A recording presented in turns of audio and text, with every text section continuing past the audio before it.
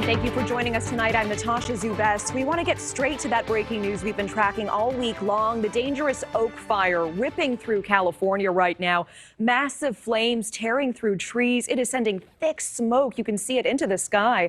The brutal blaze at 0% containment right now. The wildfire raging outside of Yosemite. It has burned more than 14,000 acres and forced thousands to evacuate from rural communities. Gabe Salazar from our affiliate KSEE is in California. Gabe, what are you seeing out there now?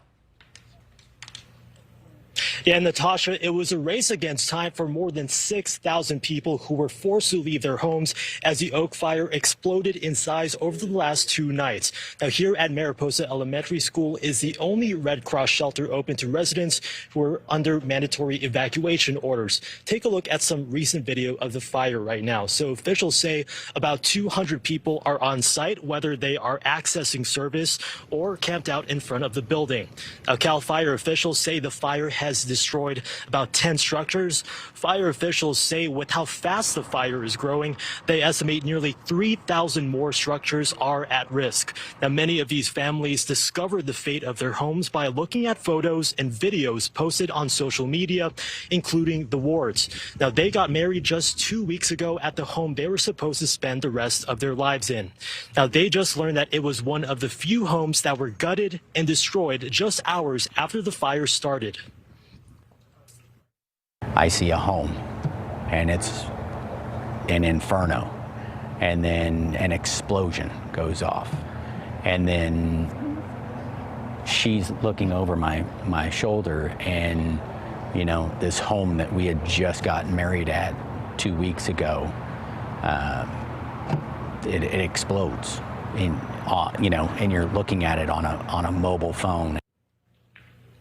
CAL FIRE says there are now more than 2,000 fire personnel assigned to the fire, with more than 1,700 added since yesterday. Now, this is the third fire to be burning in Mariposa County in the last 2 weeks. The cause of the fire is still under investigation. For now, reporting live in Mariposa County, Gabe Salazar, back to you. Hard to hear from those newlyweds and so many people displaced. Gabe, thank you. And we are joined now by Chad Hanson, co-founder of the John Muir Project. Chad, thank you so much for being here. My pleasure. We do want to ask you, this fire has been described as explosive. Can you help us understand how this went from so small to so bad in such a short period of time? We are hearing about unique conditions like the drought, also the bark beetle infestation, making things more like tinder there. Yeah, it's interesting. What most of the science is telling us now is that fires are driven primarily by weather and climate factors. So if you have a drought year and you have hot, dry, windy conditions like we have here, fires are going to move much more quickly, especially when they're burning through grasslands and shrub habitat, which is a lot of what this is here. A lot of it's not actually forest. Interestingly, forests with more dead trees, most of the science is telling us that's really not a factor in fire behavior. It's really the weather, hot, dry, windy. Interesting. And, speaking of weather, we checked about 30 minutes ago. It's 100 degrees in Mariposa County right now where the fire is. So can you help put it into perspective for us? What are firefighters up against?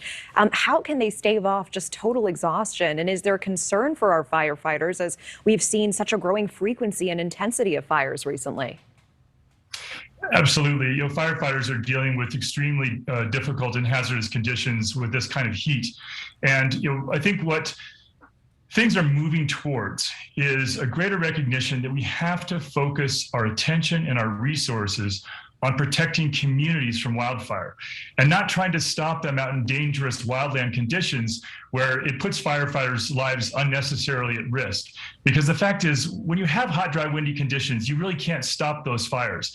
And increasingly, I think the focus is on pulling back, focusing on the communities, helping people and their animals evacuate, and doing that kind of structure protection, saving homes and lives, and recognizing that you can't fight the wind.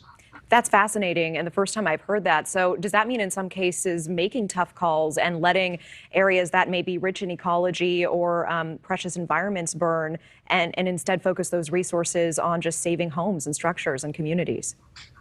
Yeah, homes and lives has to be the priority. And there's really good and hopeful news here emerging from what most of the scientists are finding. Hundreds of scientists are telling Congress that the fires in our forests are actually creating a really important wildlife habitat. They're mostly low and moderate intensity, but there are patches that burn hotter, and it turns out that creates great habitat too for a whole range of wildlife species. Giant sequoias actually need mixed intensity fire to effectively reproduce.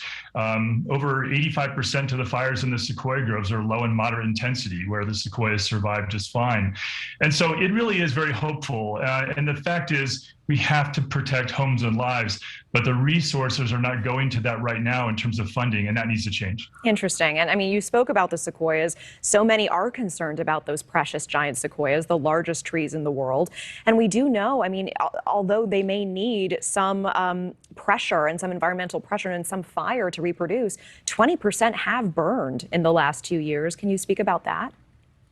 Yeah, it's a great question. So it's interesting because there was some preliminary estimates based on very preliminary data that indicated that maybe as much as 20% of the mature sequoias had been burned fairly heavily, and people assumed that they were dead. It turns out that's not true. Some were killed, of course. That's natural. That's been happening for millions of years. Trees die in fires, even giant sequoias sometimes.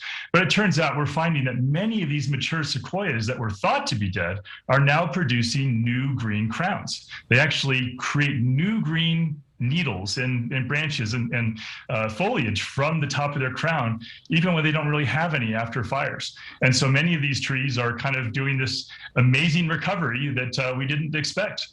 That is some hopeful news, and we're glad to hear it. All right, Chad Hanson, thank you so much for giving us that context and that perspective. We appreciate it.